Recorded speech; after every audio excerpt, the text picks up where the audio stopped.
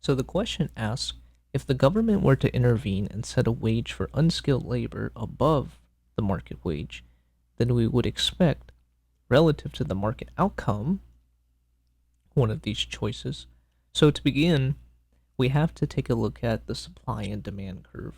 And what I have drawn here is a typical supply and demand curve, uh, ignoring any elasticity issues with it. So this is the demand curve because it's downward sloping, and this is the supply curve because it's upward sloping.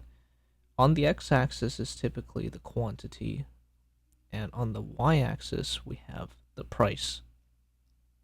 Now the question talks about the market wage. We find that the market wage is at the equilibrium point where the two curves intersect one another.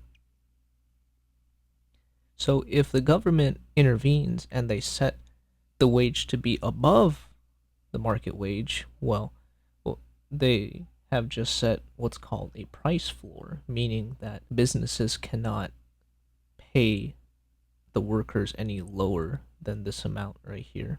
So we represent that with this line right here. This is the price floor. In this area right here, it tells us the surplus of workers that are available.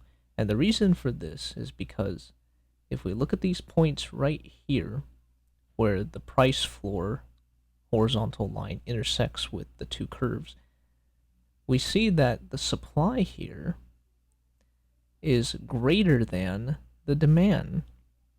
And we know that because if we follow the number line here, we see that the value at this point is much greater than the value at this point.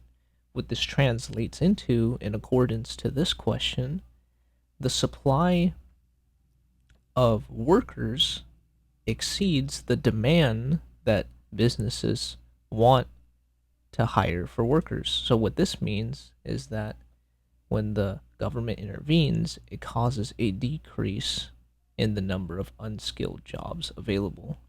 And the reason, once again, the demand is much less, so they're not going to hire as many workers.